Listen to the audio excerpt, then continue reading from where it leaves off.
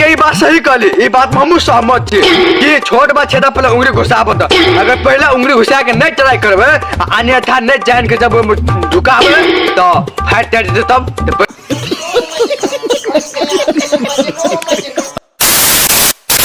नमस्ते, नमस्कार, good morning, good afternoon, good evening. जी बीके ब्लास्ट के साथ सुपर डुपर हिट रोस्ट लगे आज शुरू से लास्ट तक देखो अपने सब अन्य थाने लोग सिर्फ और सिर्फ मनोरंजन और मजा के लिए बना लेते तो आई की रोस्ट कर जा रहल छी भोजपुरी क्वीन जे टिकटॉक स्टार है ओकर रोस्ट कर जा रहल छी। अपने से शुरू से लास्ट तक देखो। चलो बिना बकचोदी के हम आई की वीडियो शुरू करै छी। चलो देखो।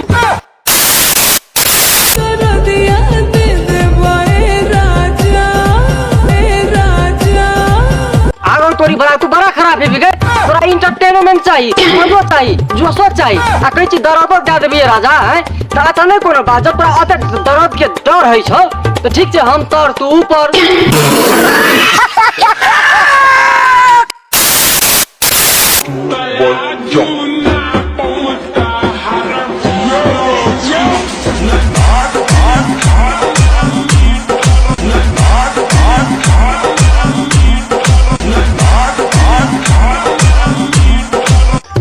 ये थोड़ा सुन तो जब थर्मामीटर छे हमर पास तो तू केना का गरम ना बिगे अते 100 तो 90 के तैया है झाड़िए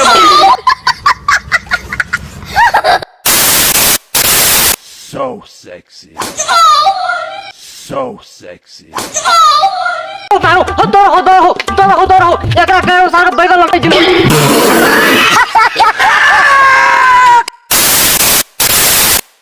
अरे माय अंगट के भीतर तेल घुसाई अंगट के भीतर तेल घुसाई अंगट के भीतर तेल घुसाई हे के लहंगा के भीतर ना गे ये लहंगा के भीतर में जे सामान छो ओए में घुसे ने है तो बड़ा हरामी हो बेटा।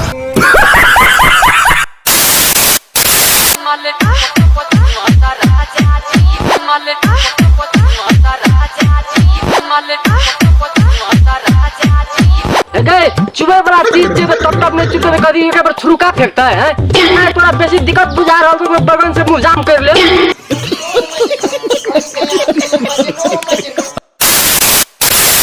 तो बस आई के लगे से बाकी दिन बाकी वीडियो आते रहता है अपनी शुरू से लास्ट तक लेते सिर्फ और सिर्फ मनोरंजन और मजा के लिए बना लेते सीरियसली नहीं लेबे अन्यथा नहीं लेबे। तो चलो शुरू दुई सब तो अपने सब वीडियो में शुरू से लेकर अंत तक जोड़ लेबे और वीडियो में शेयर करबे। प्लीज आ सब कमेंट नहीं करे चाहिए अगला वीडियो कैसे रोस्ट करबे तो अपने सब वीडियो में जरूर रोस्ट करो पीछे फलना कोई को रोस्ट करू तो अनुसार में को रोस्ट करबे और आ सब दोस्तों में वीडियो शेयर करो और आ सब चाहे छी वीडियो हमरा ल सबसे पहले आबे तो हम लोग चैनल के सब्सक्राइब करू और प्लस कमेंट शो करू।